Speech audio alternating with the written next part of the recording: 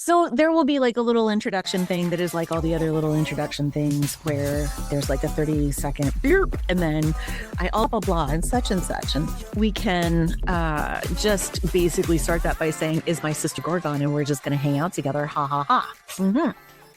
Ferocious. Yeah. Good on you, cousin. You found the Gorgon Posse podcast of Medusa Rising. I'm Esmée Streachailt, founder and editor of this joint, and we seek to deepen support and coalition among feminists globally and to publish new writing and media by women everywhere on Gaia's thrumming earth.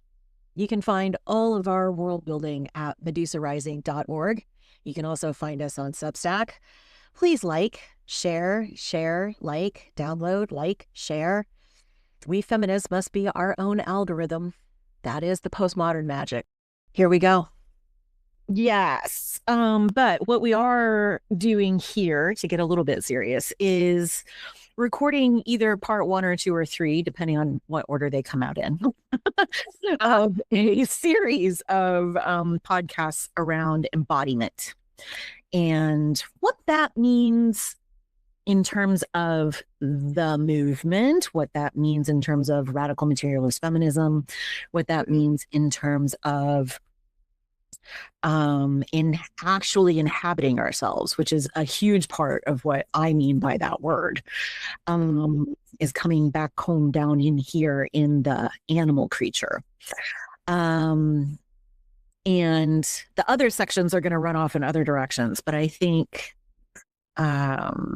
we're going to talk about it a little bit more in its kind of historical and theoretical and maybe even capitalist dimensions. I feel like that may be where we're headed. But also, we'll just do whatever the hell feels good for a while. Like, put that down. Yes. Yes. And I think as well, looking at the notes, the argument for a new framing of an embodied, holistic and erotic sexuality is really, really important. And it's something we've just got to have the conversation about, because it's not happening. We've either got, uncritical sex positivity, or we've got de facto sex negativity, which is then lumped in with being porn critical. And I think, and you can be completely porn critical and then also really want a fantastic, loving, holistic, embodied sexuality. These two things are not mutually exclusive. So yes, anyway, let's save the good stuff for the podcast and start rocking and rolling. I think that is the good stuff. I mean, we can start right there, because this is one of those like partially real, partially manufactured schisms in feminist history. And as you know, I have been on a little, let's say, roll about the problems of schisms of various kinds among feminist communities. And this one had a complex origin, as many of them do. Partly the sex positivity, third wave, high heel pole dancing feminism came in, and right on its coattails came gender identity ideology, right? Like those things just sort of flowed into one collective thing. Yeah, and I think as well, so I didn't hear the recording chime and I was like, oh shit, this is really good. I don't want to lose it. Good, great. I think one of the problems that we've got is that third wave feminism is blamed for queer theory, and actually queer theory has got nothing to do with kind of feminism proper. I think queer theory hijacked a lot of feminism, and that again goes into empathy hijacking, where you've got people who really want to change the world, want to do things to make the world a better place, and then the people who are predatory then hijack off of those people who want to do good, because the people who want to do good don't have a predator mindset. And so you have the predators going, oh, I can get in here, because predators always look for loopholes. And third wave feminism was essentially the queer elements of, or the predatory elements of queer theory's loophole. So it meant it could just inject itself and then start spreading. And so the people who really wanted to do good then started spreading this, and now it's to the detriment of women. And that's a real problem, So, and the other thing as well is there's there's a very big difference with different routes of doing stuff on a pole versus dodgy pole dancing in a club where you've been trafficked. So, for example, like if you look, like it was a whole fucking con actually that women were sold, like, oh, you need to be naked to grip the pole. Bullshit! You can do it in jeans if you want to. Like, there was this whole thing. I've seen a few kind of male pole dancers who do this, and it's always a show of athleticism and strength if they're kind of heterosexual guys. They've done stuff around things like construction sites and doing dancing on kind of construction site studio sets, all of this stuff where there is nothing sexual about it at all. It's all about feats of strength and athleticism. And there's also historically a bunch of other, I think there's like an Indian tradition as well, like almost like an Olympic sport where they see how far they can literally jump up a pole. So the very fact that you want to do something on a pole isn't the problem. The root of where this particular strain came from is the problem.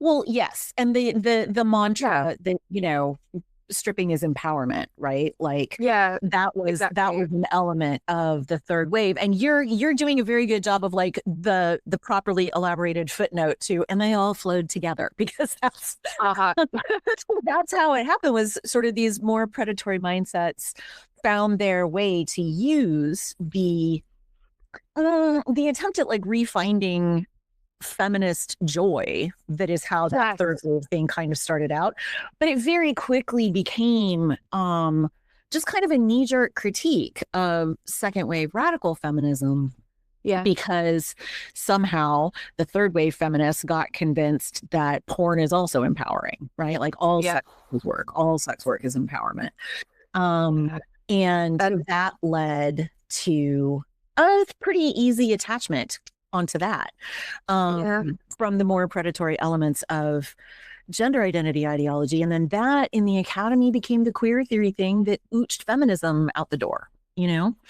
It's very true. And so, and that kind of like series of phenomena happening there, that all become this like one big problem, right? Because that made it easy. Let me finish this one thing. The thing that made it easy was that the young, once again, part of the schism was that these younger third wave feminists who showed up in the academy with a great deal of style and a huge amount of enthusiasm, got told by a bunch of second wavers at conferences that we really needed to tone it down and stop wearing the makeup.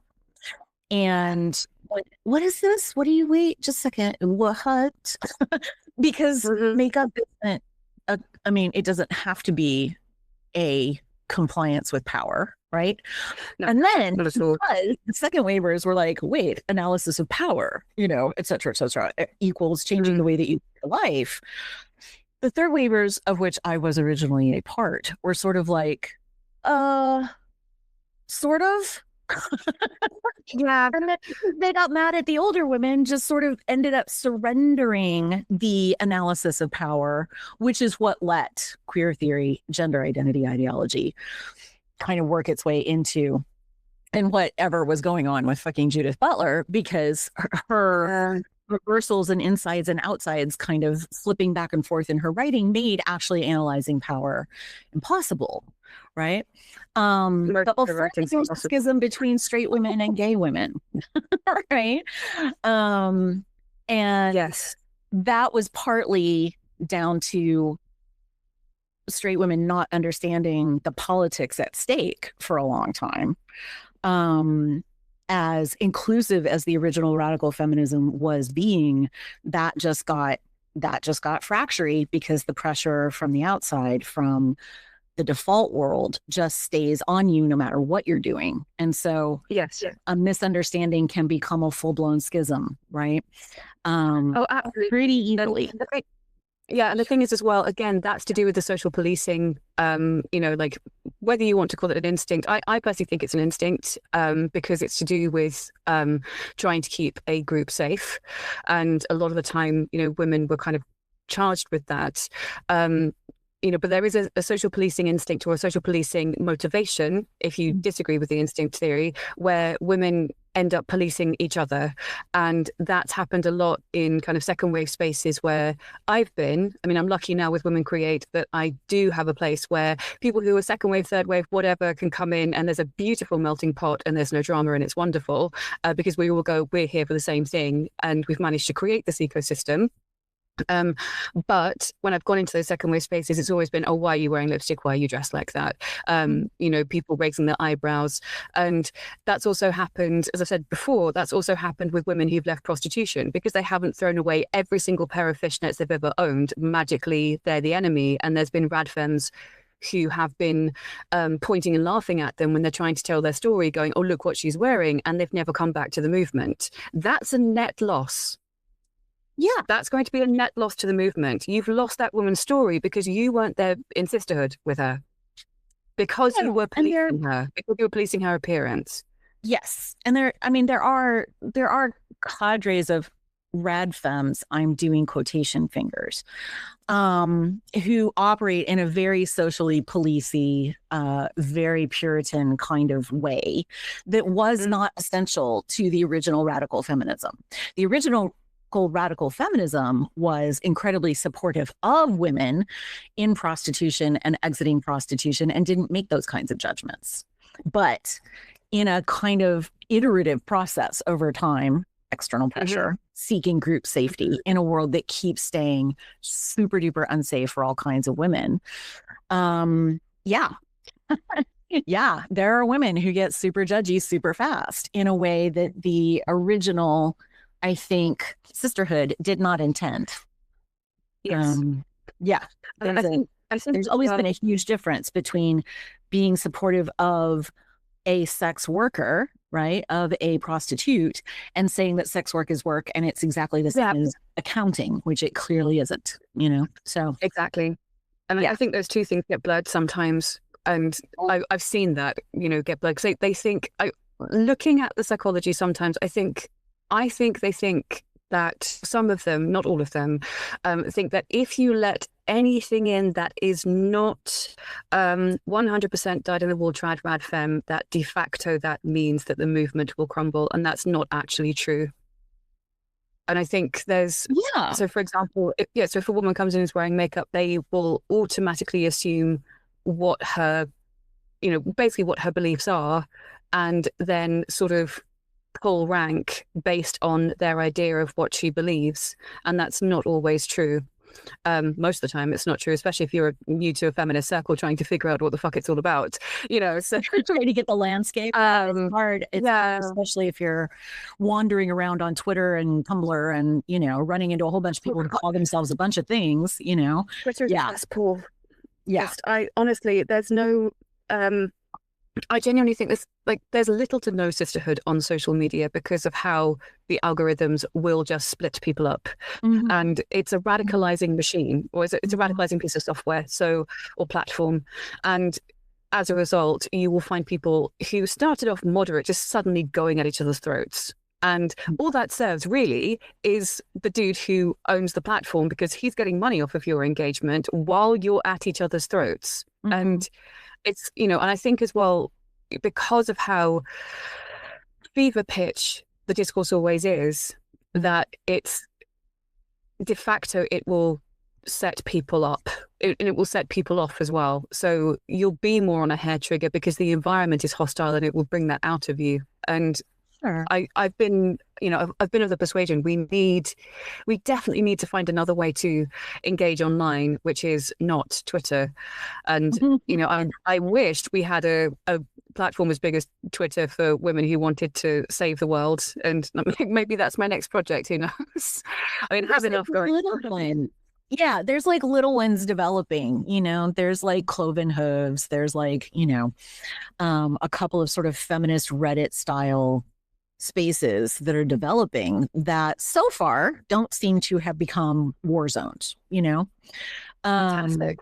Yeah, so far, you know, and some of them have like, please take our quiz before you enter this space. Like, you know, let's make sure you know what you're talking about and that you are legit and that you won't be mean to us, which I think is totally fair. You know, like there should be maybe a little entry bar which helps limit the social policing, because then you're not being paranoid that you've accidentally, let in a spy or a saboteur, right? Because those things are real. Those are real actions that people choose to take, And then there's a difference and then there can be a lot of sensitivity around a difference of even terminology, right? Like the thing that you're calling trad, rad, femme, I would call more of a Puritan streak in radical feminism, because traditional, quote unquote, OG radical feminism wasn't judgy that way.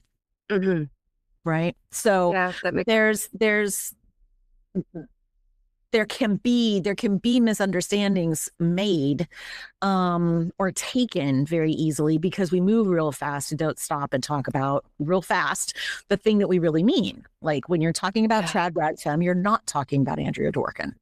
You're not talking about Audre Lorde. You're talking about a sort of Puritan, almost.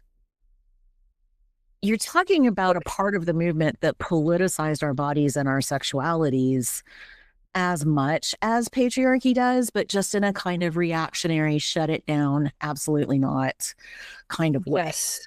And it's the thing that also, I agree with you. And I think as well, looking at it, I think it's the thing that started in the late 70s, which then gave way to identity politics in the 80s, and is now in contemporary rad femme spaces is seen then as the grassroots rad femme. So it's almost like co-opted the trad rad femme ideal, and like almost as an interloper. Just so I think I also, but if I say the puritanical element that evolved from radical feminism in the late 1970s, it's not as catchy as trad rad femme. So maybe if I, so maybe if I say rad femme, or just So, but I agree with you there, because also I think as well from my own personal experience, which also made me feel absolutely terrible in my own body, if I'm honest, and that relates to what we're saying today. There was a lot of that social policing, which ended up just making me feel like shit. And I don't want any woman to feel like shit. There's too much at stake for us to be doing this to each other. And I noticed as well, there's also an asymmetric intelligibility that happens a lot of the time. I mean, we're in a kind of Tower of Babel situation worldwide now, I think, because of every single echo chamber that's evolving. It's fucking ridiculous. But so I noticed as well, if you come in and you're like, so I obviously exited the BDSM scene and all this other stuff, and I kind of came in after detransitioning and so on. And, I'd read my Dworkin as well. Like I wasn't a stranger to radical feminism. Like I read Dworkin and a whole bunch of others. And, but when I came in and everything was so, how can I explain this? So it was very, I'm not going to use the term strident because that's used against us, but it was like the way things were being said sometimes. I'm not going to tell women to police their language because I don't think that ever worked. But I think it felt like a lack of nuance with the conversation. So it meant that I ended up feeling absolutely terrible about myself. So when they were like, oh, like all makeup is patriarchy, well, it's not. Like evolutionarily, it's not. So that makes you feel like shit. And then like people who were like poking at my corset going, oh, can't you breathe in that? I'm like, well, if anyone knows about my story, I'm missing a portion of my spine because of all the crap I ingested. So, I have two options, right? I can either walk around with one while it's out, or I sit down and stay at home. Would you rather I stay at home? Like, I don't think you would. It's like, I think you would have me just stay at home going, ow. So there was, and I get there's a lack of understanding, and there's all of that sort of, what the hell is this person doing here type thing. But at the same time, I still think you need to be welcoming to people who are a bit different to you, and at the same time not overly police them to the point where they feel like they want to leave. And that really is, it's a line that I don't think we've managed yet, because you can very easily be on the lookout for predation, which is, again, largely a male thing. You can be on the lookout for predation. You can be on the lookout for things that are anathema to your ideology, should you want to be. And at the same time, also be welcoming to people who would be interested in what you have to say, and who want to learn more. And I know it's a tough line sometimes, but at the same time, I think that's the only way we're going to advance, is to have that melting pot. Well, I think that you're right about that. I mean, it's one of the things that I want for Medusa Rising, is that it not be one of those overly policed spaces. I want us to be able to have complex, intellectual, historical, philosophical, aesthetic, conversations about the world that we want to build. And I, for one, would prefer that world be as colorful as it can be. I think the thing that we see in almost every aesthetic that comes out of sort of, capitalist patriarchal spaces is that even if it's very brightly colored, even if it's very made up, it's also really narrow, right? Like Mar-a-Lago, right? Like those women all look exactly like each other. They're uninteresting. They're all iterations of each other, and it's uninteresting, or the sort of like uniform face that's coming out of Hollywood now. All of these very differently gorgeous actresses are coming to look a lot like each other, right? Because I think they're all going to the same plastic surgeon. And I understand I'm not saying that the fault is with them for going to the plastic surgeon. I'm saying that the fault is with the desire that's being imprinted on them is this same face. Whereas what you and I are imagining is a world where everybody's face is different, and some of them are colorful and some of them are not. And that's not a question of power, and that's not a question of complicity. I don't think.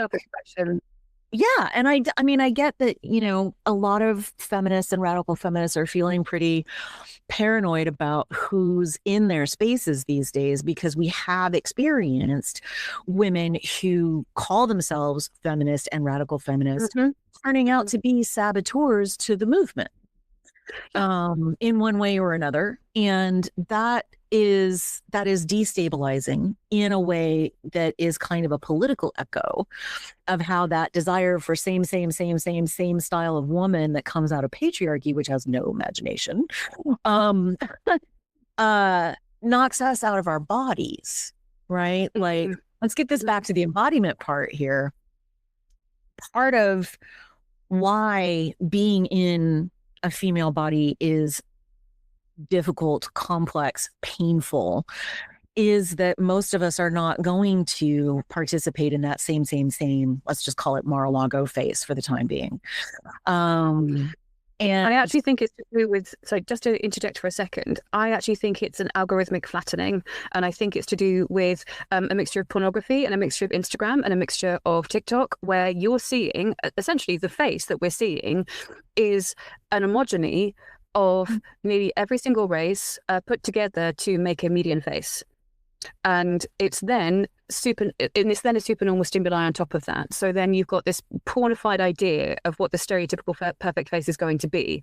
And that's also then being pushed into a neotenous frame. So what that means is that it started off looking like an adult woman. And because of the pressures of pornography infiltrating our algorithms, the women feel pressured to look younger and younger and younger and younger, to the point that surgeons in China are making mid-20s women look 13 years old. Like, it's like the surgeries are becoming insane. Yes. And so they will do things like, so say, for example, there's now plastic surgery cement being put into women's skulls to make them look more like children's skulls. They are putting filler behind their ears to make them stick out so they look more like children. And that is coming from plastic surgery in China. And then there's also the surgery from South Korea, but China is pushing the neoteny thing a lot. But again, it's all from pornography, it's all from anime. So it's all from hentai and things like that. So, and all from, well, essentially the predators in the culture pushing neoteny, because if you're a child next to a fully grown man, how the hell are you going to be autonomous? That guy's going to have the power. And if you are forced to be childlike, then you are going to be embodying that rather than embodying your authentic self. And then you are going to be either a proxy to power or you're going to be a victim of power. And so that's what's happening. And this is what makes it difficult. This is what makes walking around in our actual bodies hard. Is that degree of like male gaze portified demand for childlikeness, right, isn't just a pressure to look young or maintain your health, right, or be well cared for, or whatever the code word is that they want to use out there in the media. It's code for weak. It's code for manipulable. It's code for prey. And yes, we know that we're walking around in a world that if it's not actively preying on us today, could tomorrow.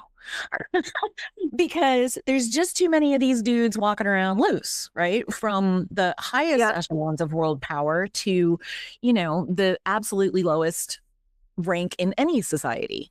And yeah, there's this thing happening around the whole Epstein revelations that it's like, well, it's just elite men who act like this. And I'm like, no, sugar puss. Oh, shit. It is men of every echelon, of every race, in every culture. Don't try to make this a class thing that only rich men do because they can get away with it. No, they just more of it because they can get away with it. Yeah. I mean, they have more impunity, but let's just be honest. Men who commit sexual assault experience a very great deal of impunity.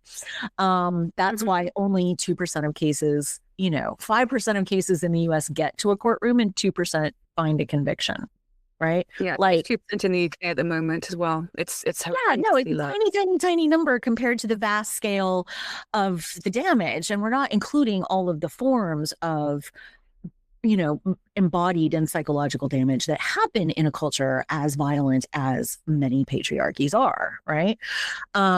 So the idea that only these super rich dudes are the ones who are experiencing that level of impunity is kind of insane. But what I'm getting to is that I have for a long time referred to that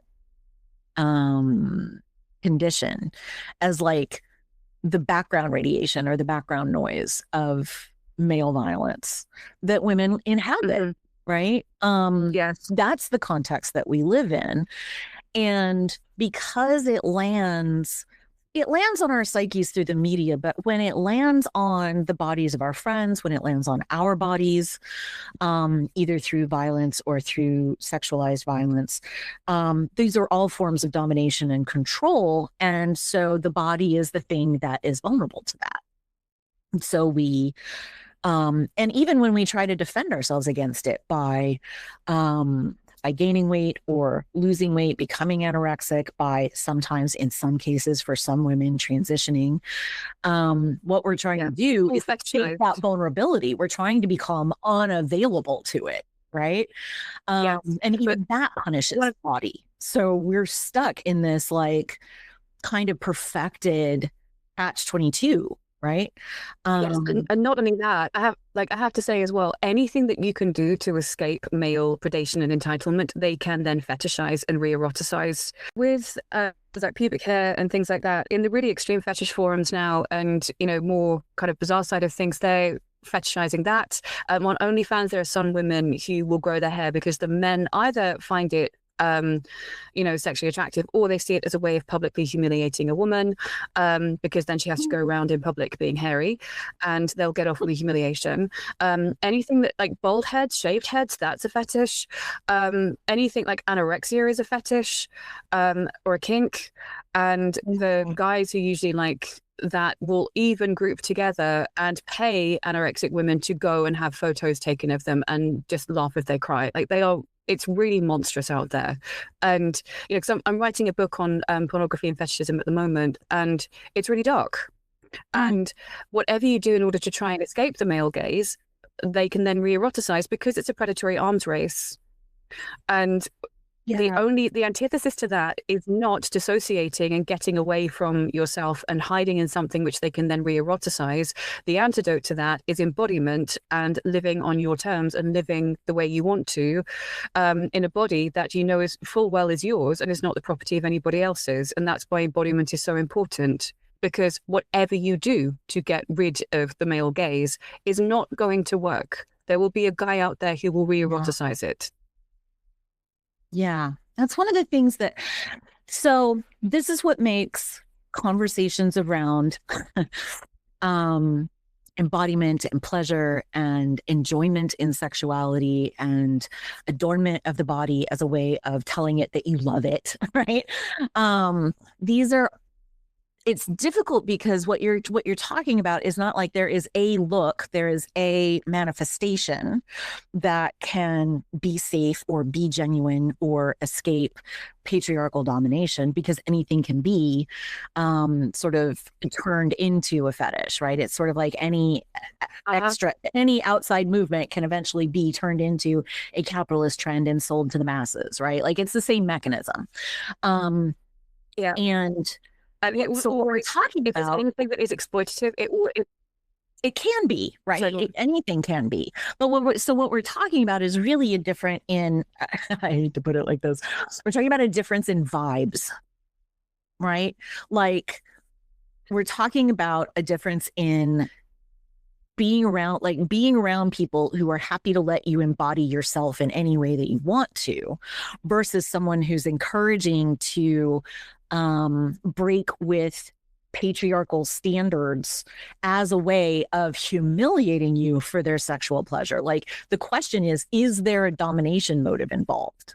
Not what does a person look like? Yeah. Is there a domination motive involved? So the subtlety of it is part of what's so hard. It is. And I mean, this is the thing as well. It's like also not every single person is going to be up on what's currently being fetishized. Like that is, that's for the Gail Dines of the world. That's the Joe Bartoshes of the world about. It's not everyone is going to be put up on. It's grim. It's really grim. So this is why, and so I understand this is why people go, oh, we'll question the choices that you have and where they come from. And it's fine to question those. And the unexamined life is not worth living. But I would also argue the overly examined life isn't worth it either.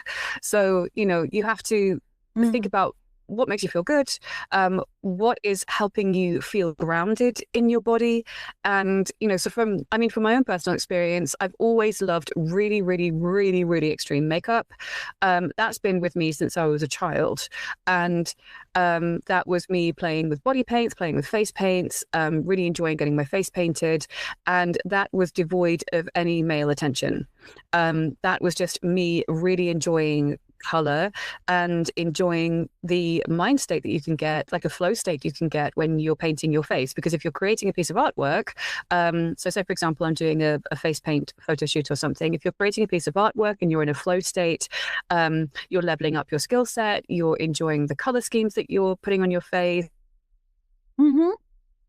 And that's all fine motor control skills, as well as having something that's aesthetically very beautiful on your face. And that has got fuck all to do with men. So that love of aesthetic adornment isn't, I must look good for the men's. These are two very different things. And of course, there's some people in the world who've decided that body art should be pornified. And that's made me even more rigorous in defending it, because it's not the domain of people to come in a predatory way and start stealing what is 500,000 years worth of evolutionary art on human beings. You're not having it. It's ours. Fuck off. Like, go away. So that's right. And that's really, that love of makeup, really extreme makeup. I remember, my first boyfriend absolutely hated the fact I really loved extreme makeup. And I remember him, like, so he also did makeup, and he at one point did a makeover for me and made me look like a trendy, and I ended up crying. And so he wanted control over how I presented myself in the world.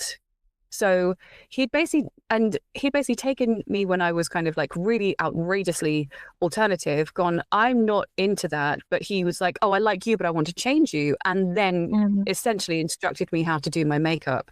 And this is also why I'm very vociferous in, maintaining my my aesthetic, whether people like it or not, because that is something very intrinsic to me as a person, as an artist, as someone who likes exploring the world.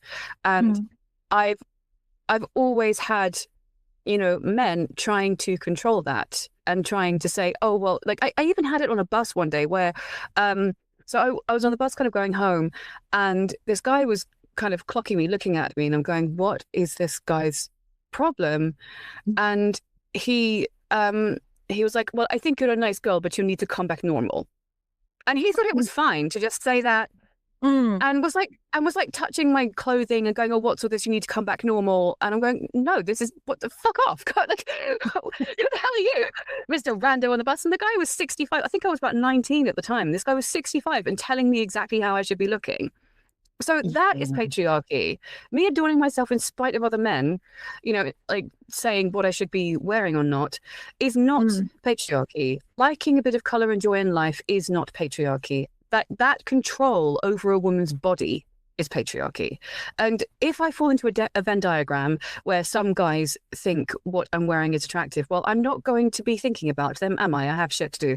So I'm not going to care. I care very much. Like I even when I die, I'm going to have in my mortician's notes, here's how you do my makeup. It's going to be an open casket. Like it's going to be full on, you know? So yeah. Yeah, no, I think there's a lot of there's a number of ways that we reclaim ourselves, right? Or a number of pathways to reclaiming ourselves. And for you, it's this very bright sort of dragon goth situation that I see you having. Love that. Like, you know, I once said, and I've meant it, that you are the closest thing to a human dragon that I've ever met. And and that is a compliment, you know, but that's one way of reclaiming yourself from situations in which others have controlled you and have in fact harmed you, right? Yeah. So it is also a way that it's like, I remember this really popular look back in the 90s when I was in graduate school was, you know, wearing a really adorable sort of like princess cut floral dress and combat boots, right? Like, I love it. Yeah, like Doc Martens anyway, not really combat boots, you know, and this was a way of kind of subverting that expectation that women be cute. Yeah. But it let you be cute and also have your Doc Martens on at the same time. And what I loved about a look like that, right, was that it was a both and kind of thing, as opposed to a rejection or an acceptance. And that too, occasionally at conferences got me, you know, tisked for a little too much compliance with the patriarchy. And I was like, look, these dresses are really comfortable. I'm just going to wear this. Yeah.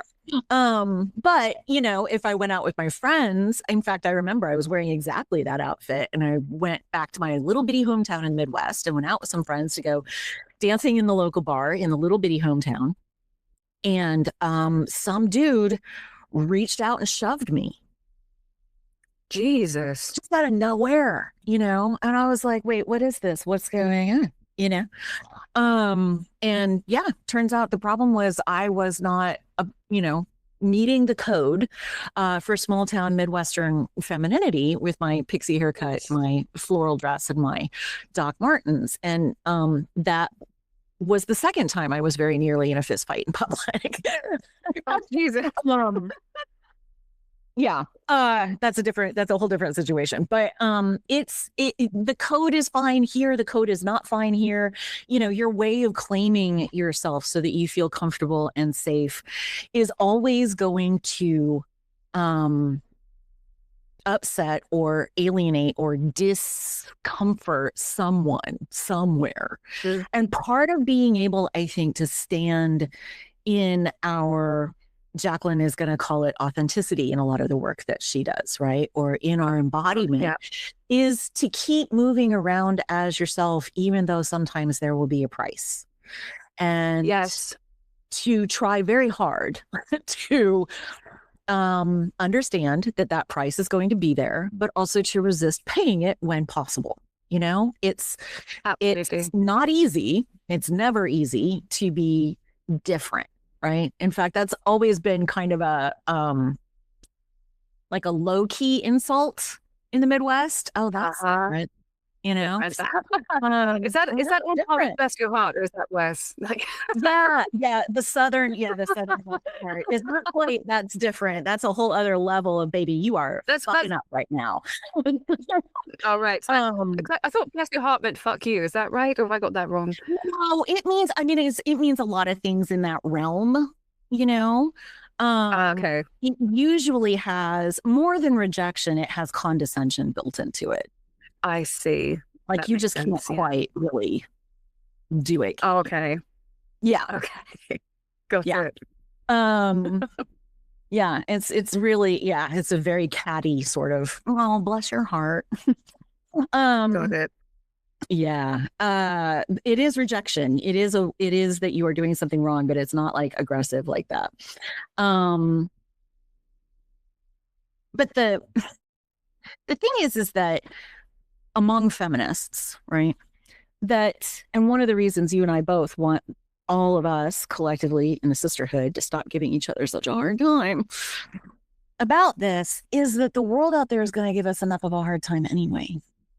No matter what we do, as we were speaking earlier, no matter what we do, some dysfunctional freak on the internet is going to be able to turn that into a fetish to get off to. Exactly. Or some, super Puritan preacher is going to turn it into a sign of your sin or whatever, right? So we do best as we sort of unstick ourselves from any of that, right? Try to keep, and it's always sort of processual. It's not a thing that you just wake up on Tuesday and like, I'm free, I'm liberated. It's a constant turn. You keep working, keep letting it's not even work. It's really about, that's the thing. It's not really effort.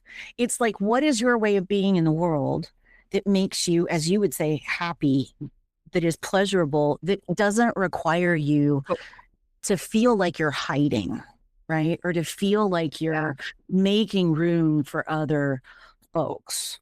Right. That in that space, somewhere in that space is a thing that's going to feel real and let you move with as much of your energy and your skill as you want to bring with you, Yeah. That to me is like what an embodiment is.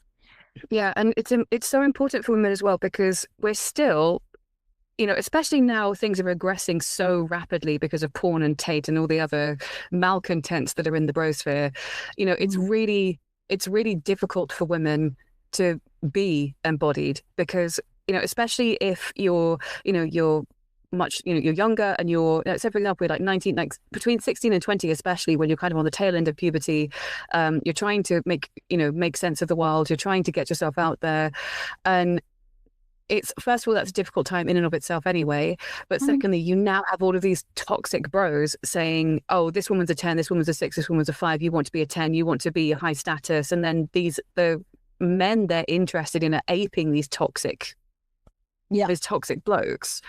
And so it really does become an act of defiance to go, actually, I'm good, thanks. You guys can do what you want to do, and I'm just going to stay here doing my own thing. And I do think there's a lot of women who are thankfully kind of rejecting this, especially kind of like the late teens, early 20s who are now coming up, but also going to come with a lot of fear because they're not going to have the same strengths as douchey men who can essentially attack them.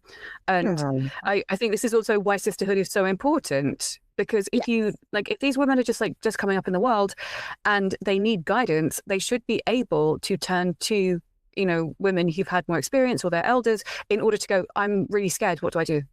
And if you don't have that, because we keep having this thing historically where we make strides, we get fractured, we lose our grounding. We make strides, we get fractured, we lose our grounding, we lose our roots, because there's so much fallout. We have to have this, like, we can speak to Medusa Rising, we can speak to Women Create, we can speak to this lot, we can speak to that lot, we can have these women as, if not role models, they can give us advice. It has to be there that they've got some kind of rooting where they're told it's okay to be themselves. So I have a couple of like women I talk to who have had, and at the moment, they've had a really hard time in their own rad femme circles because they think collars look really cool. Okay, they don't care about being submissive. They don't care about, looking like they can be led anywhere. They just think, the little sparkly collars with the spikes on, that are just kind of punk, and they just think it looks cool. And they're like, yeah, it looks really sparkly, it looks really punk. I just want to wear those. And they stopped turning up to rad femme meetups because of how the women were talking about women who wore collars, women who wore things that are a bit alternative, and they felt like they didn't belong anymore, so they just left. And that's a crying shame because this woman has one of the women I'm speaking to has a lot of rad femme sensibilities, and she wants to have sisterhood, and then that's been the thing that's made her leave. And this is a prime example of, when you police women and they end up having fractures within the sisterhood and they have to leave, then they don't have anywhere to go, and they feel sort of, how are they meant to be grounded in themselves if the very thing that brings them joy is then going to get them policed by the people they want to be associating with? Yeah. It's so there's a lot going on just in that example, right? One of the early splits in among feminists over sexuality and style had to do with arguments in favor of BDSM as a way of taking power back, right? Sorry, I lost you there. Had to do with arguments about BDSM as a way of taking power back from patriarchy over our bodies and sexualities. This was back in the early 80s. And it led to a thing that the feminists now sadly refer to as the sex wars. If people want to look up that history, they can look up that history. And I think I remember a bit about this. Yeah, part of what was at work there was that even in some of the arguments made for domination and submission especially among lesbians, it was that the very arguments even sort of represented a patriarchal structure as much as it was trying to avoid it, right? And this, I think, this is my read. Others might want to comment eventually and interject or tell me differently. But my read is that some of that schism and some of those arguments were so intense that the fallout is still inherited, right? So that even if a woman presents punk, which can be easily confused, right, with sort of a BDSM look, quote unquote, even if that's what she's up to, that can trigger like a really sort of defensive, reactive thing in some of the other feminists. And it would do us all good in those cases to just take a breath, right? And have a conversation that isn't about the collar she's wearing, but that's about her feminism, and find out what kind of a student or teacher or ally you have there, right? There's a thing we want to do, a lot of women who are in the movement want to do, which is be the hero. They want to be the teacher. They want to be the one that's right. They want everyone to follow along in their style and their footsteps. And it doesn't help us because following isn't sisterhood. Following is coalition. Policing is meant to create following and or rejection. That's not going to help us build complex, grounded, real communities that will let us build some actual power to change the world so that people stop hurting us so much. It goes back to social policing all over again. And the thing is as well, I think it's very difficult. Because so in the BDSM scene, women are policed enough, women are abused enough, and they get really badly hurt.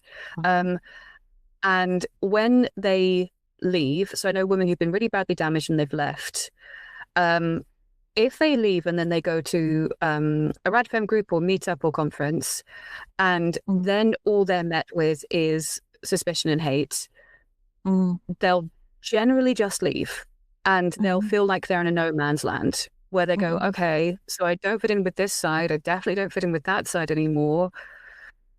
Where do I go?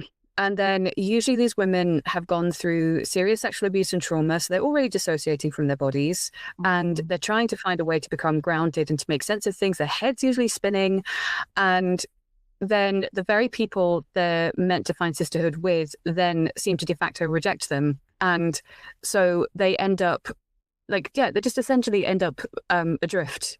I think that's a crying shame, because and I also think as well, there needs to be some kind of nuance talking about it, because, and this is probably going to be controversial for people, but that's okay. I'm okay with controversy. It's been my entire fucking life.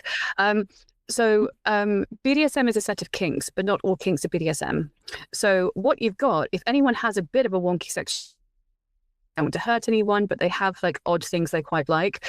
All they have is the framing of the predatory BDSM scene, where the majority of the large clubs are set up by predatory men, who then inform the structure and then do things like let rapists and abusers into the club. As long as there's no active police conviction, they will let rapists into the club. They're the predators. And so that, I've had direct experience of that.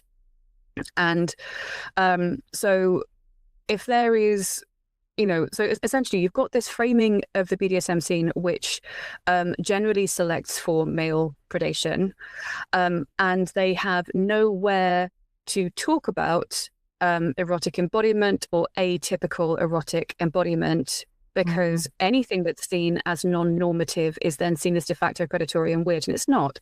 So, say for example, if you have a highly autistic woman who thinks, oh, I don't know, shiny metal's a turn on, right? First of all, who the hell is that hurting? Literally nobody. And then, if she's rubbing herself up against cars in public, yeah, that's exhibitionism, and that's non-consensual, right? There's definitely a consent violation, there's a boundary violation, there's property violation, there's a whole bunch of things going on there.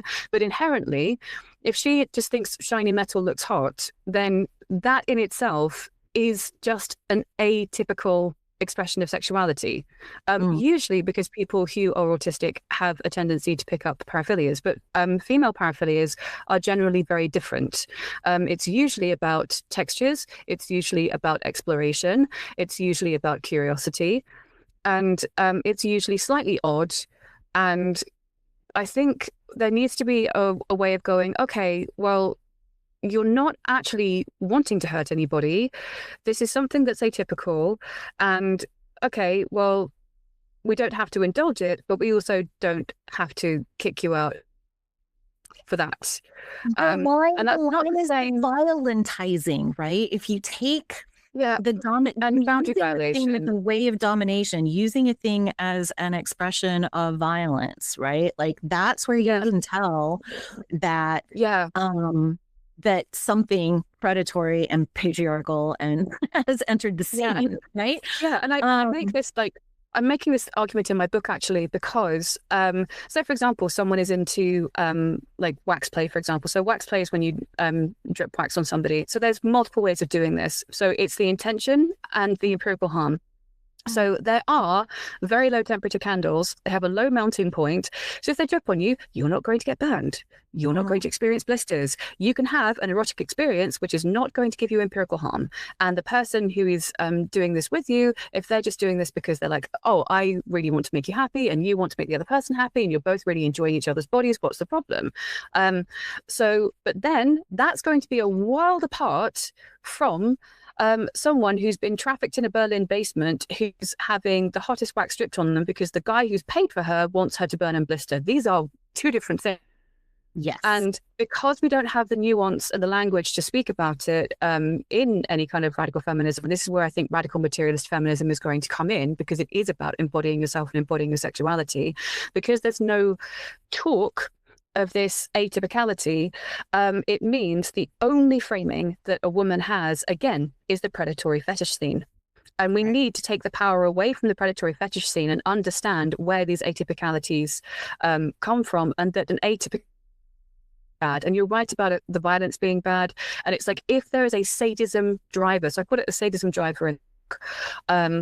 And so if there is a drive for dominance, a drive for humiliation, a drive to make somebody submit, a drive to break a person, these are predatory, and they are going to be essentially like, if that's a pattern of behavior, that's bad. You know, so that person is going to want to break someone. Like, that's the most obvious thing, right? Yeah, no. What the dynamic is doing is, you know, this is true of a lot of men who purchase prostitutes. This is certainly true of the entire sort of upper echelon scandal of the Epstein class that we're seeing, this sort of like criminal cabal, right, that is designing the world that we live in. I mean, literally, these are the people who wrote the laws and made the trends and designed the platforms. And, you know, like, they're literally what he did. Well, he designed tween, didn't he design tween culture and lingerie for tweens? Basically, no, not him personally, but one of the people behind it who was with him. Name right now, the guy with L Brands, the limited, he was also into that part. But the thing is I mean, like, you look back over the last 20 years and like, oh, that was there, and that guy was there, and that guy was there, and that guy was there. Like, these people built the world we live in, and that's not okay with me, because they're not okay, you know? They're empty voids full of weird need. But what's happening in that, let me get back to what's happening in the dominating form of sexuality there, that what's happening in that particular scene with, say, the hot wax, right, or with prostitution, or with these assholes who have designed the world, is that they're buying their own embodied pleasure at the expense of her disembodiment. All of it is working that way. It's all buying some male pleasure at the expense of female disembodiment and alienation from self. By disembodiment, I mean an alienation from yourself, not just an alienation from the world and feeling like you're outside, but actually being alienated, made alien to whatever it is that you would be left to your own devices. You know, left to a society of people who care for you. Right? As opposed to a society of people who are just taking stuff out. Yes, and you're right. And there's a book I'm reading at the moment called The Body in Pain. And essentially, Elaine, that is one of the books. Yes. Please elaborate. Go forth. No, I was just going to say that essentially, you know, you have pain, essentially, is the unmaking of self, because when you are trying to relate to yourself and all you're having is pain and suffering, that de facto is going to be dissociation, because you literally cannot feel the entirety of yourself if your body is centered around pain. And it's actually something that fibromyalgia sufferers experience, where, and actually, oddly enough, quite matter-of-factly enough, sadly, a lot of women who have fibromyalgia end up in the BDSM scene because their pain is so badly managed by the doctors. They go and get beaten up in a dungeon because focusing on that pain is functionally easier for them than actually dealing with the daily pain of their muscles and their bones and their joints. And that isn't advocacy for getting beaten up in a dungeon. That's, wow, these women are in so much pain, they will actually go and get another form of pain to detract from this, because the medical industry is so misogynistic. It's just not bothering to figure out exactly what's going on with women suffering from fibromyalgia. And so these women are going around dissociated and disembodied, and they will have a temporary endorphin high from that interaction, and then they'll then carry on with dissociation. And generally the men who are doing this as well, they don't actually care about making this woman happy or taking their pain away. They care about domination. They care about subjugating a woman who's already in pain. And they're very good at hiding who they are. Very, very good at hiding who they are. and they often hide in community groups. They often hide on panels. They're often community leaders. They're even as well in different charities, and also in the LGBTQ elements of different political parties. And I mean, we had the Green Party famously here. American Protestant churches. I mean, yeah, exactly. You know, yeah. And so, like, how are you meant to have that full embodiment when even the medical industry is not taking your pain seriously, and you're trying to stay grounded, and you're constantly being unmade, psychologically unmade by your own body? I mean, essentially, you're being, and most of the women who have fibromyalgia, they start getting it as a result of sexual abuse and trauma, and then their body has responded to that trauma. Yeah. And then obviously ignoring the trauma that's happened to it. Yeah. Yeah. And we found out recently actually that there's pain producing antibodies that are generated by women who have fibromyalgia. And then they go to the pain receptor sites of the body. And so this is literally your body creating pain. I'm happy to send over a study. Yeah, do. Absolutely. That would be a very cool thing to include in the show notes for people to have a chance to learn about, because I didn't know that there was a way that the body would enhance its own absolutely. And it happens with stress as well. So if you are in the middle of a flare and you're really stressed, or the stress is creating a flare, then you end up producing more of them. So is this how arthritis works? No, there's a whole other kettle of fish, and there's multiple different types of arthritis. Okay. So let's not. Okay, so I'll say a very quick one about one type of arthritis, which is rheumatoid arthritis. And the reason you experience pain with one type of rheumatoid arthritis, so this is seropositive rheumatoid arthritis. So what will happen is your body will generate something called anti-CCP antibodies, which will then attack, I think, the synovial fluid between your joints, and then cause breakdown. So that's only one small element.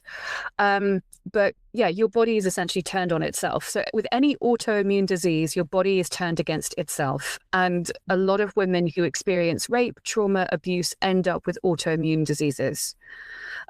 So, and I think as well, if you do not have, like globally, if you don't have ways of women actually having justice for the sexual violence that they have endured, then you're going to end up, first of all, like, how many women have blamed themselves for sexual violence? Then they don't have any access to justice. Then the rape crisis centers have men in. Why do you think that there's this rise in autoimmune disorders? It's not just coming. Yeah. No, the terrible thing happens to you, embodied creature, and then the world pretends nothing happened, or that you shouldn't have a problem with it, or that it's your fault, or that, and you wind up not only kicked out of your own physical being, but you're also then psychologically, sometimes also physically, kicked out of your own community, or you happen to live in a community that will stone you to death for such a thing. The inability, and that's part of, I think that's the part of the trauma that almost all women are carrying around, even before it happens, is that that if it does, there's not going to be justice. There's not going to be support. There's not going to be real help necessarily. Your community is not necessarily going to hold you and care for you. It's one of the things that it's one of the conditions that we live in that brings women coming into feminist work and into the movement looking for a little bit of shelter, right? And sisterhood. Yeah. Spaces aren't safe, whatever. But shelter, right? Some kind of acceptance and sisterhood and a little bit of comfort. And they enter in through the political work. And I've wished this for a long time, that we could do sort of two tracks of feminist effort with each other. And one of them is centered around being some shelter for each other that is trauma informed, because most of the women who come into the movement have been traumatized. That is very often how bad patriarchy sucks.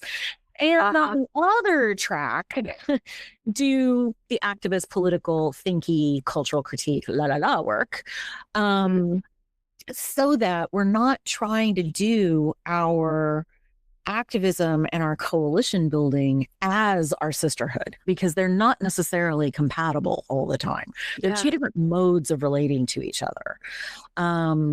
And if we could find a way to hold them, but not ask them to be the same thing, right? To teach each other the difference between having your idea challenged and being told that you are a bad or wrong person, right? If we could do more of that in movement, I think we could build something that's much more solid and much more durable, and that itself would be headed already in a stronger direction toward matrix or matriarchal forms of organization. Because in those cultures that still exist, you just don't see the kind of crazy, from everywhere, unpredictable, stochastic violence and pressure that creates, and the opportunity to be, totally free to hurt people with absolute impunity. Like, you don't see the deformation of human beings into either the alienated, crushed thing or the monster, the predator, in societies where that weird, fucked up, fucking background noise radiation thing. You don't. Yeah, like in the muscle, it's not like that. Yeah, exactly. In the muscle, it's not even heard of. And this is why I've got, like, in Women Create International, I've got 3 golden rules, which is disagreement is not hate, conflict is not abuse, and be excellent to each other. And that works really well. So, we have a Socratic dialogue facilitator. So if anything does break out in real time, we have someone who will literally talk with people and try and understand exactly where they're coming from, and also say that it's okay to disagree. And every single woman in in the groups I have, they know it's okay to disagree, and that you're not going to be chucked out for disagreeing. You're not going to be chucked out if you have a bad day. You're not going to be chucked out if you have a traumatic response. And I've also got different places where I signpost them to. So if they're going, actually, this work is crushing me and I need help, well, guess what? So there's different psychotherapy networks I can refer them to. There's feminist support systems, like different charities that run different kind of self-help groups and different courses that I can refer them to and things like that, because I don't want a woman to think that she has to do this work, A, at the expense of her mental health, or B, if she has a bad day, that everyone is going to turn on her and think she's crazy. Because I've seen that in feminist spaces where if a woman is acting out of trauma, they've kicked her out.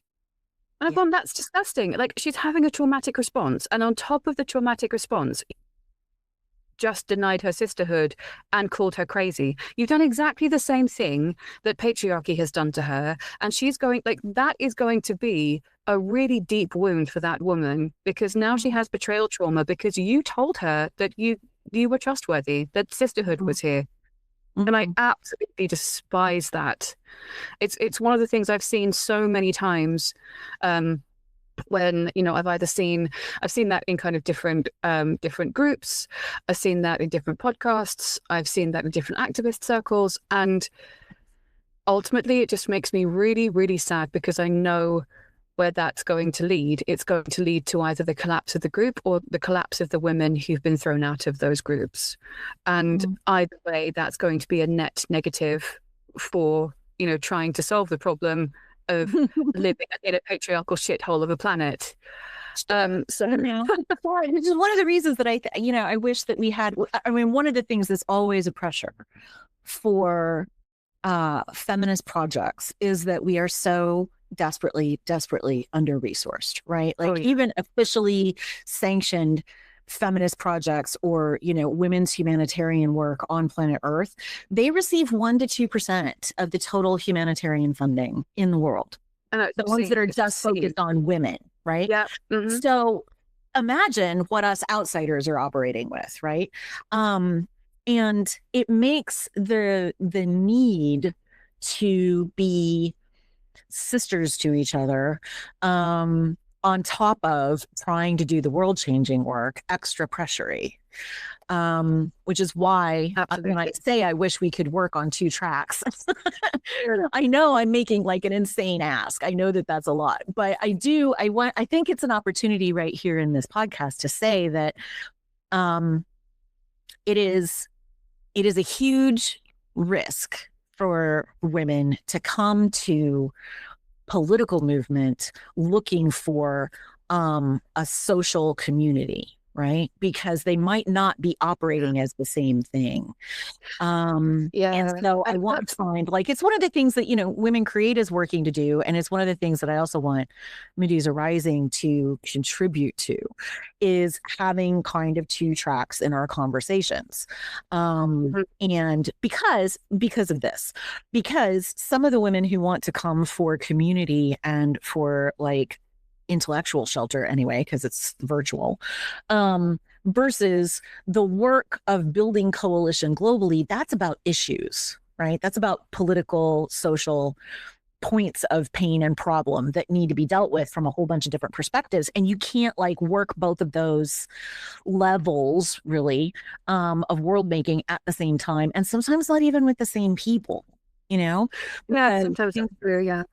Because in coalition, you're asking folks to come together around an issue with all of their perspectives, and at the same time, not insist that all the groups in the coalition adopt any one other group's entire perspective and entire project. And so that kind of partial, temporary depth building, right, kind of coalition is a very different operation from the kind of both intellectual and emotional I just lost my word. That's okay. Space. Let's just call it space. Like being togetherness, right? Like the being together of women in order to support and nourish each other. They're just such different. That's what sisterhood means to me in Medusa Rising. It's that active, intentional work of nourishing each other in our bodies and our spirits. It just isn't the same register of self and existence and work or effort, right? Or being, that doing this much more sort of philosophical or political or strategic kind of thinking is. They just take different parts of ourselves. They do. I mean, the thing is, when I everyone who's in Women Create know that this is a supportive atmosphere, and that if they have the space to do strategy, they do strategy. If they don't, then they don't. If they want to be part of the core group, then they can be. And if there are people who really want to do kind of top level stuff, then they can do top level stuff. And it's to do with, essentially, they know they're going to be supported, and they're not going to, even if there are fallouts, even if there are disagreements, they know full well they're still part of Women Create, that they're not going to be kicked out for a disagreement. And I think that's really important, because if you can, hold these disagreements, know that we're different people all working towards the same goal, that's actually, like, to me, that's the golden ticket. That's the golden rule, because not every single person is going to be exactly the same as everybody else. That would just be a toxic homogeny. Yeah. So, and actually I find the difference very, actually very strengthening, because it's not, the differences where they're not pulling at each other, they're contributory differences, where everyone puts in their inputs, they put in their opinions, they put in their research, they put in, their outlier experiences, and that in turn, because we're all collaborating and working towards the same thing and really enjoying the space. This is the thing, I really wanted the space to be joyful. The fact that it's joyful also then is a morale booster, and that also makes women excited to, be a part of the events. And I think joy is a feminist issue. I've said this, for years, and I believe joy. It's true. It's part of not collapsing and giving in, right? Exactly. And it's what lets us be at ease in our physical selves. Like, there's a woman I learned this from, who was it? I can't remember. Anyway, some TED talk or some shit that I was listening to a long time ago. And she said that one of the things her mother always did when she saw you, when she met people at the door, when she picked the kids up from school, when something cool happened, she just wiggled in her body. She just wiggled with happiness, just in little puppy. And the woman said, try it try it in your life. I dare you to wiggle and feel bad at the same time and feel sad or depressed or angry, because the gesture itself really does kind of just move this energy around that lifts you a little bit, you know? I love it. I love it. Yeah, just this like just a little, oh God, it's so good, you know? And that just, I mean, I'm feeling better now just having done it in my chair. But that flow, what joy is a flow state, right? And to create it in a group of people, what you're describing is a group of people who are what the military would call mission focused, right? We're working on the project together. We're not trying to make anybody queen of the project. We're just working on the project. We're working toward this experience. We're building toward this goal together. And that isn't the same thing as everybody trying to get totally acknowledged, right? Or get all of their needs met in this one place. It's people coming together for a purpose that is larger than themselves. And, you know, they say that in church all the time. Yeah, I have a community that's, you know, it's about being part of a community that's larger than I am. You know, it's a project that's bigger than me. And I'm like, well, God is very big, I guess, from what you all say. But the thing about that way of organizing, that way of working together, is that it is kind of inherently matriarchal, because matriarchal clans are interested in creating the well-being of the clan. Yeah, right? That's everybody's in on that project together, right? Yes. And it's, you know, when you're in a community where people are pretty consistently all engaging in creating the well-being of the community together, that's what you learn how to do. That's how you learn how to be with them, right? Yeah, it's true. You don't have to cut off parts of yourself, which means that you're less likely to be alienated from your body, which means that, you know. Yeah, exactly. And it you know, it's much more grounding work. And it also, you know, the other thing as well as I wanted to say is it's okay to have a leader for a project. So there is a tyranny of structure that happens a lot in feminist movements, where you say there's no structure or there's no leader, and then the most toxic person seems to become the leader or takes up a power structure, and it all falls down. It's okay. It's okay to have a leader. It's okay to have a role. It's okay to know what your role is, and it doesn't mean that because these things are clearly defined that magically that's patriarchal, because it's not. Like understanding, like say for example, if you've got someone like, so Claudia Clare was my curator for the last Women Create International Festival. So she's the curator. That's brilliant. That's her role. She knows exactly what she's doing. It's clearly defined. She knows where she's going to go, which artist she's going to look at. She doesn't then have to deal with the boots on the ground stuff in terms of getting the ground floor ready, which I would be doing. Or you know, setting up chairs and tables, which is what volunteers were doing, or doing stewarding. And the thing is, these are all necessary components for a functioning event, and they're also necessary components for like a functioning group. If you have different different people doing different things. And that doesn't mean that because there is a role, therefore the rest of you is cut off. It just means that you have this role. And not only that, there's a way of doing it where you can expand and grow. So what I've got and the way I operate is, say, for example, I've got someone who's a steward, and they want to do something else. Like they have a really beautiful piece of artwork that they want in the activist section. Okay, bring it in. Let's have a look.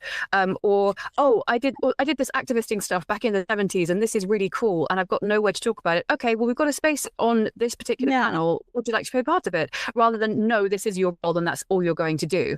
Like, so it's not about reducing a person to a role. It's about, okay, well, this is your role. If you've got other things you want to give to us, like, go right ahead. I am ready to listen. And I think that's a really positive way of doing things. Yeah, exactly. And I think it's a really positive way of doing things, because it means you're not defined by your role. You know what your role is. 'Cause the thing is, humans operate when they know what their role is and it's clearly defined, but they also have room for expansion and growth. So it means that they're held, but they're also not confined. They're not imprisoned. And I think that's a really that's a really beautiful way of working, because it means you know, so far, like I've had some really, really amazing experiences where I've had like original Gugenhiem women who've, not just been part of our discussions in our panels, but then they've run kind of little guerrilla workshops, and they've done art exhibition bits as well. And it's been really, really beautiful. And they are some of the coolest women I've ever met, you know? Oh, yeah. So, you know, it's about that. And God, sorry. No, go ahead. No, I was just saying, just having that way of operating, I just think to me anyway, it's a sweet spot, because you get the most out of the people who want to give the most. And then if you have people who just want to do the one thing, they're contained with the one thing, and they know if they want to bring something else, that I'll always listen. And you have there also what a balanced, grounded body needs. This is the interesting thing to me about like bad structures and good structures, you know, nourishing structures, and let's call them depleting structures, maybe the extractive ones. Yes. Is that they work at the micro level, they work at the mid level, they work at the macro level, and they kind of keep doing the same thing in slightly different forms to slightly different degrees, right? So yeah.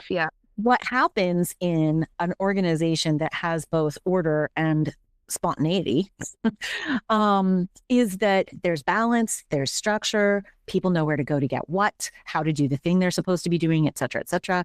It's not just like, but at another level, it's like a body that's contented and grounded and supporting a complete life, right? Or a full and enjoyable life, is one that both has structure and has its own order and has room for spontaneity, right? One of the things that the many, many, many impositions of the patriarchy do to us, I'm making a squashing gesture with my hands, everybody, I'm like squishing my hands together, is that it restrains and restrains and restrains and narrows and narrows and narrows, right? So if we go back to the beginning earlier in our conversation, that's what's happened with like the Republican look or the Mar-a-Lago face, right? Is that what are many, many, many, many, many expressions of womanliness and femininity are getting squished down into one. Mm-hmm. And that pressure squoozes a people, to use my favorite not word. It just squishes a person out of themselves, right? Out of their own beingness. So it also, you'll notice if you watch these people's faces, how they move and don't move, their bodies, how they walk. When you can see them on video, there's a lot of ways that they are not moving. Yes. That are very natural ways for human beings to move.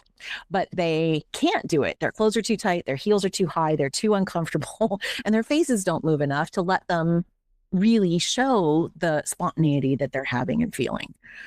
Right? Yeah, there's a lot of tension. I when I've seen videos like that, I've seen a lot of tension in their bodies. Like there's a stiffness, there's a self-policing, a rigidity. And it's actually it's quite frightening to watch, actually, like how much of themselves they've kind of, you know, shaved off and maladapted to fit this particular role. And like you can, like, I mean, I'm of a singular point here, but like I just can't look at it without seeing, like, 'cause the men look fine. The men look like having a whale of it. They look relaxed, right, and not frighten anything. Yeah. Or, you know, yeah. Yeah. Well, I think a lot of them look frightened. Or look quite tense. You're not wrong. I don't see anything. Yeah, I don't see natural movement. I don't see any joy. I just I see a lot of repression in there. You know, it's quite sad. Really close to power, supported by some of the richest people in the world, and they seem like they're not free. Possibly relax. They should be the most at ease of any of us, right? By sort of class capitalist logic, but they're really not. No, they're really, really not, right? And that's the other thing, like that's connected to the other thing that's got me pissed off about the Epstein class and the criminal cabals, is that these are the same people that for the last 10 or 15 years, longer, but really intensely for the last 10 or 15 years, we've been taught to look up to, right? To emulate, to think like. Yeah. And there's everything in it is somehow spiritually or physically deformed, right? Like has been interfered with in a way that the more we study this, the more we look at this class of folks, the more we realize they're sort of exempting themselves from their own humanity, you know? I think for some of them, for the predator class, this is their humanity. And then they've dragged people along. So I'm very much a proponent of the Zimbardo's The Lucifer Effect. And I would implore every single person on the planet to read this book who's interested in human behavior. So it's a linchpin moment in social psychology. And he's the guy who came up with the Stanford prison experiment. And he thinks, well, essentially, the Lucifer Effect is how good people turn evil. So argument is that you can get 90% of people on the planet to do terrible things with the abdication of responsibility and the environment basically saying it's okay. And I think those are nice people. Yeah, nice people. Yeah, and so there's like 10% of people that can't be swayed, but then the 90% generally can. And this is how you get war atrocities. This is how you get, lynching. This is how you get all of this other stuff, because you've got this abdication of responsibility. Yes. There's been other experiments as well. But this is, to me, a linchpin moment because it demonstrates exactly how society can be groomed by predators and can be groomed by antisocial men, because antisocial men especially can turn pro-social men antisocial, whether it's through predation, whether it's through porn, whether it's through power, like the 3 Ps. So this is like, it's the perfect text for understanding the mess we're in now. And I just think if we have to realize that there's going to be women in there, especially who've been groomed into the power structure. And we need to start realizing exactly where this grooming is taking place. Now, with the Epstein files, we know more about it now. But essentially, the higher up you are on the food chain, the more money you have, the more you're going to think the world is your hedonistic playground. And this is one of the biggest reasons why we've got the mess we're in now. And the antidote to that, which Zimbardo talks about, is essentially the hero effect, where you have to nurture the heroic imagination. So the idea of, so for example, you've got someone wanting to commit suicide, you need someone who's going to step in and step up. You're going to need someone who's going to run into the burning building. You are going to need someone who is going to stand up and say, this is wrong. You're going to need someone who, if there's kind of, fascists having a Nazi rally and everyone's saluting, that one person's not going to be doing that. And we need to nurture those. We need to nurture those.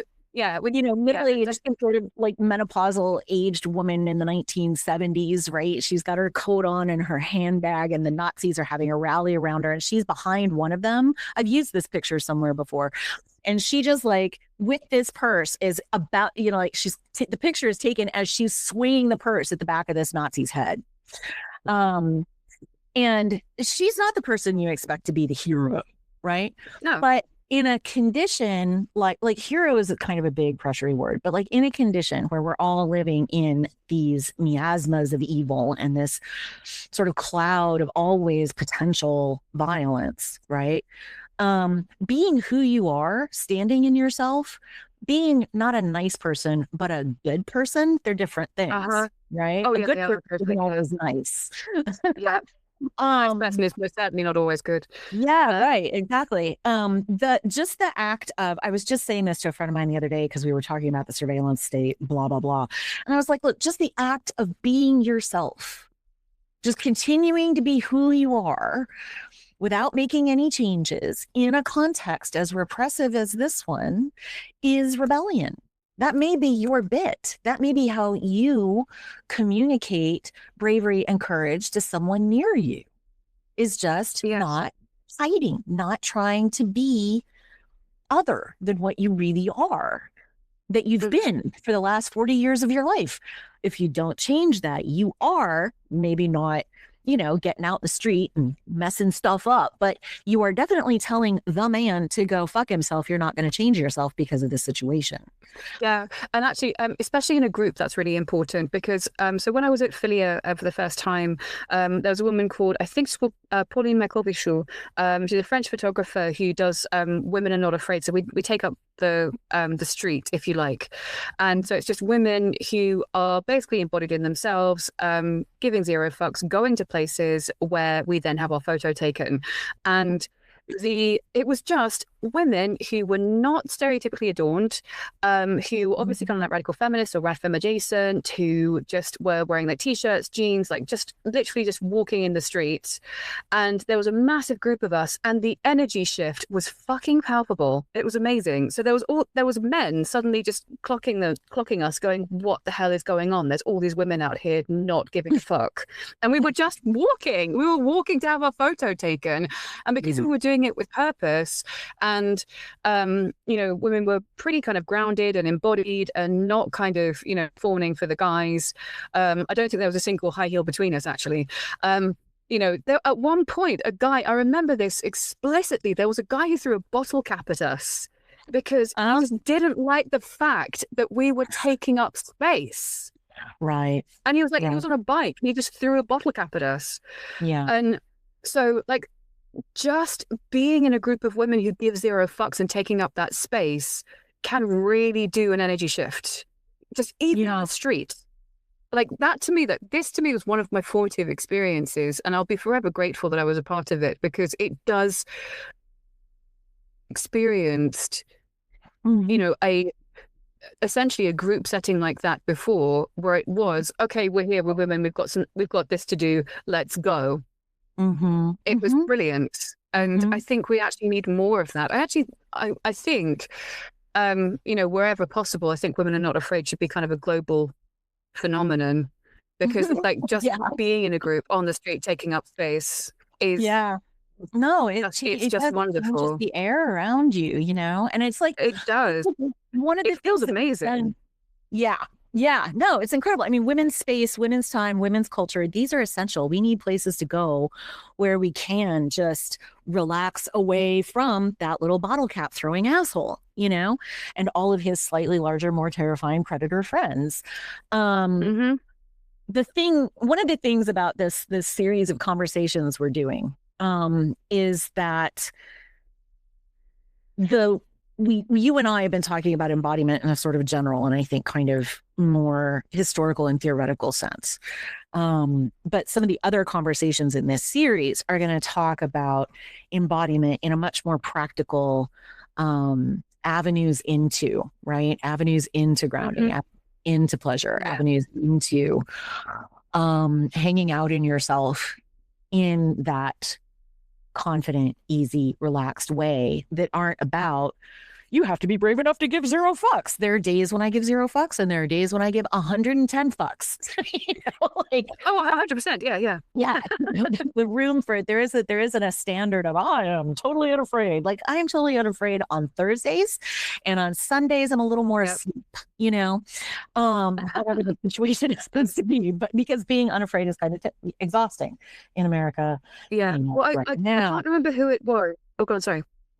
But I just kind of wanted to point out to the listeners who make it this far with us, because we've been talking for a solid 2 hours, is that a lot of the other conversations in this series, and a lot of the work that Jacqueline's going to do with us through the soul crafting part of Medusa Rising, is going to have to do with that sort of exfoliation and healing, and really just unwinding of tensions and traumas, so that we can feel more physically in ourselves, and then move from that place in whatever the moving from that place way is that is right for each of us, and I'm really excited about how that's all going to unfold over the next several months as we work through these things. It's going to be awesome.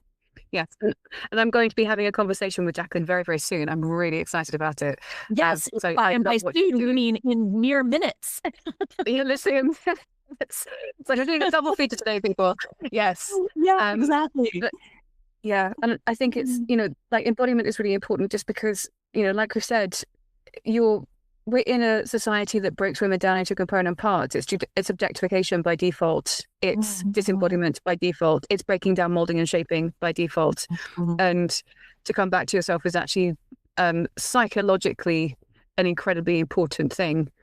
And I think as well, there's I think it happens more easily sometimes with older women, because I think perimenopause just does something to you. You know, your estrogen like lowers and you start giving fewer fucks, which is great. I can tell you on the other side of that process that two things happen to you.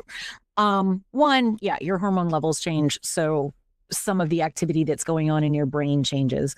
But the other thing is that you've lived long enough to know a lot about who you are and to have done a lot of things in your life. And at that point, you can stand on all of that. And just say, yeah, sure, whatever, fuck you. You know, I wrote a book, I did things, I got a PhD, I survived X and Y, I raised 3 children. I don't know if anybody knows how to, I didn't, but you know, I have friends who have. It's like, you've been through some life in a way that young people simply can't have been yet. Yeah. It's not their fault they're inexperienced. They're fucking 20 years old. Like, there's just an accumulation of experience and self-knowledge that is itself a little more grounding than being like 25. It just isn't the same experience at all. And also, you know, your hormones shift and you are a little less, let's just say, acquiescent, tense. Yes. And like, I think I do think, like, looking at the postmenopausal, the menopausal women around me, like, there really is like a peak fuckatitis that happens where it's just, you know, because you're walking on eggshells for just such a, you know, like, quite a lot of your life, generally speaking, at least on average. Embodiment. Yeah, at least on average, from what I have experienced, women are much more kind of, you know, tense, anxious, walking on eggshells. And then peak fuckatitis occurs, and it's a splendid thing.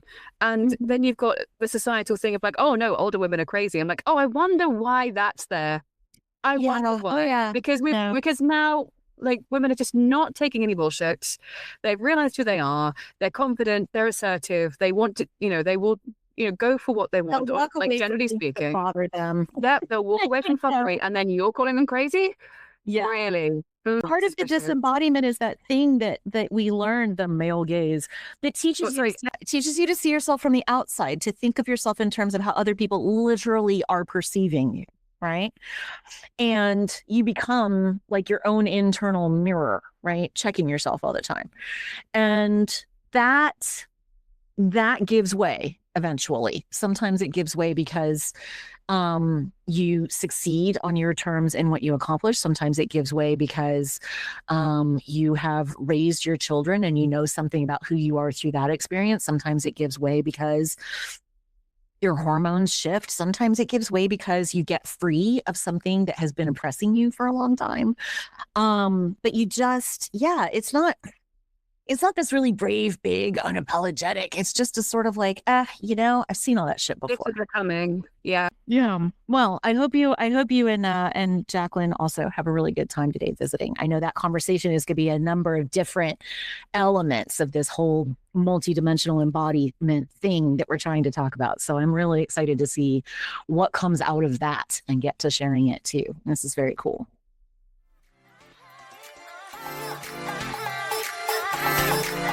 Thank you, cousins, sisters, fellow travelers, for the gift of your attention. Your life energy is as precious to us as ours, especially in these apocalyptimistic times. Stay rad, stay witchy, ward each other well, because it feels like a good time to look after each other. Okay, catch you next time.